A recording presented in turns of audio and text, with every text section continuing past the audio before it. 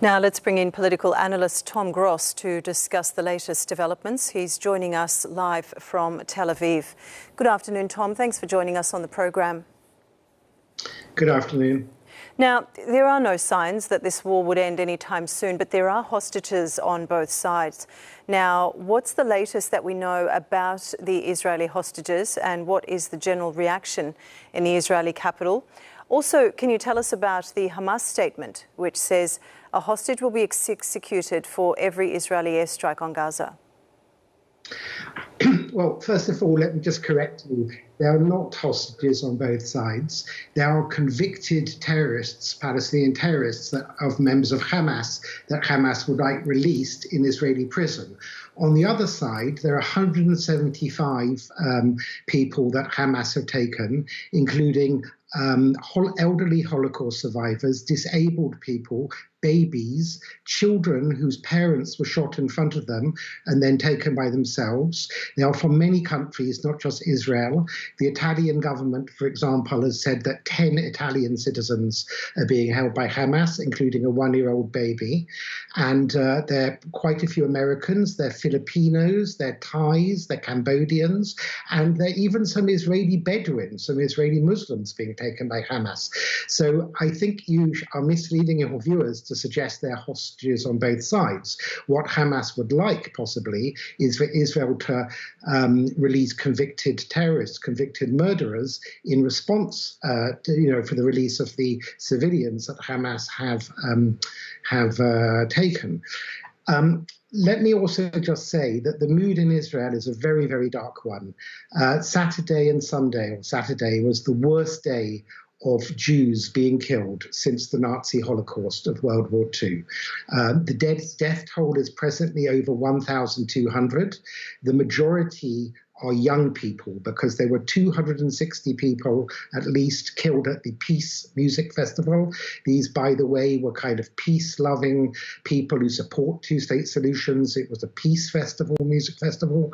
The two main kibbutzes that were almost wiped out, 110 people in one of them. Again, kibbutz, for people that don't know, is a kind of collective farm where the population tend to be sort of supporters of peace. In fact, the head of the Israeli head of the Israeli Palestinian Women's Peace Forum was hacked to death by Hamas. So besides the humanitarian disaster this has created, it has basically destroyed the Israeli peace movement. The people Hamas have murdered are the very people who have been at the forefront of calling for peace between Israelis and Palestinians. And it makes it extremely difficult for any future Israeli government to withdraw from the West Bank, as many in Israel would like to do, because Israel will worry that Hamas will take over in the West Bank and launch even more attacks of the kind we've seen on Saturday. Hamas do not want a two-state solution. It is a misperception that they do.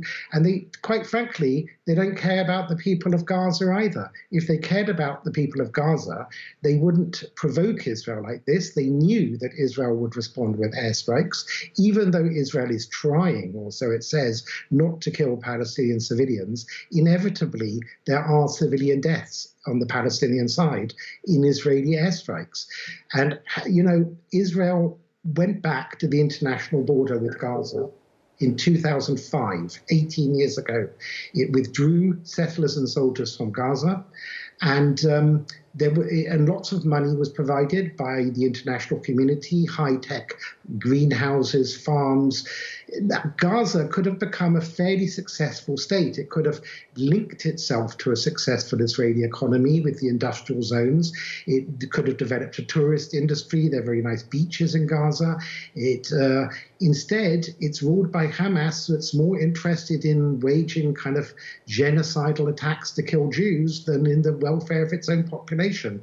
So what we see is an absolute tragedy now for both the Israeli people and for the population of Gaza.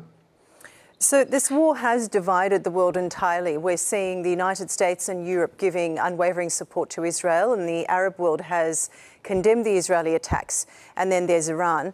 Now, what's your analysis on the divisions that this war has brought forward?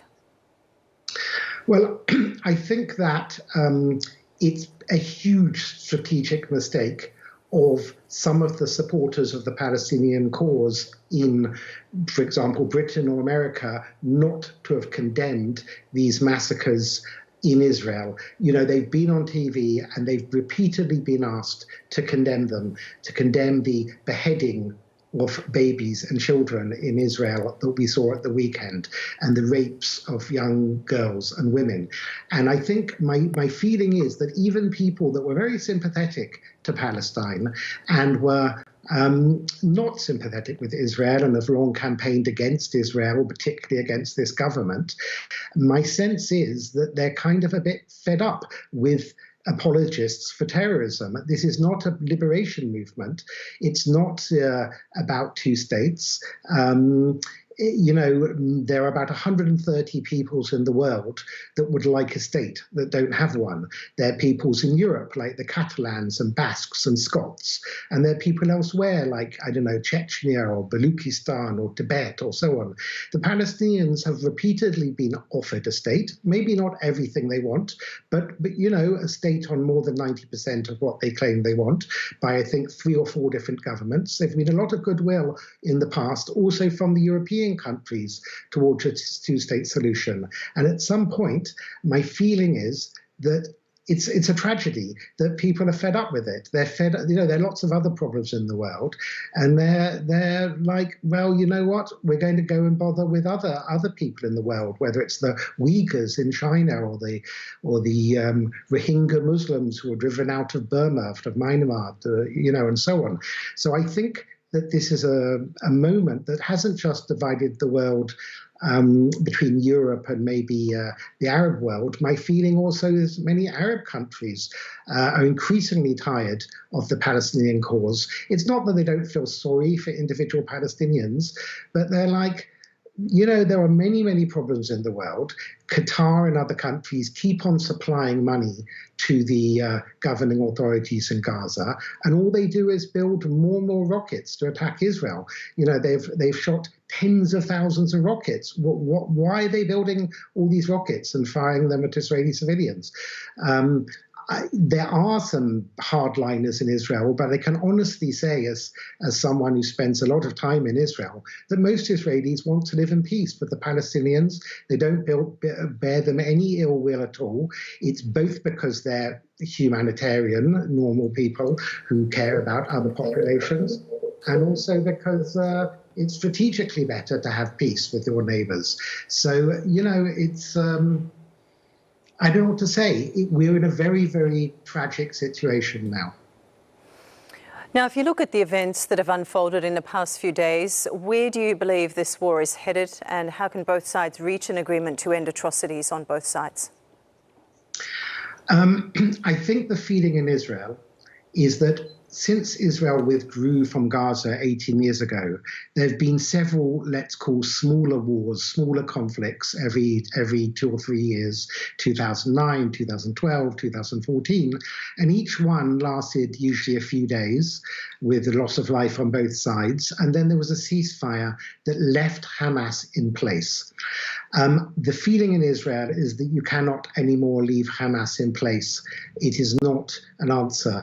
I think the idea in Israel is that they will disarm Hamas and probably invite the Palestinian Authority, Fatah, the Palestinian rivals to Hamas, to take back control of Gaza. And to be honest, a lot of my Palestinian friends, including in Gaza, want Israel to do that. They don't like living under Hamas any more than many Iranians like living under the Iranian regime, or many Russians like living under the Russian government. The population of Hamas, of Gaza, are fed up with being ruled by Hamas. It's not only Israelis that suffer from Hamas rule, it's Palestinians that suffer from Hamas rule. So I don't know what will happen at the end. I think that Israel will try and disarm Hamas. Afterwards, maybe they'll invite peacekeeping forces from Turkey, for example, or Egypt, to come in, try and stabilize the situation, and then invite the Palestinian Authority, Fatah, to regain control. But I think Israel, as far as Israel is concerned, Hamas are no better than ISIS, just like the West destroyed the Islamic State, in Syria, parts of Syria and Iraq, so they have to destroy Hamas. They cannot leave them in power. They do not want peace. They do not want a two-state solution. They want, more like a final solution, not a peaceful one. So I think the war is going to end. I think we're at the beginning of the war, unfortunately, and I think Israel will not stop until they have removed Hamas as the rulers of Gaza. Okay, Tom, thank you for joining us. Thank you for your contribution and time.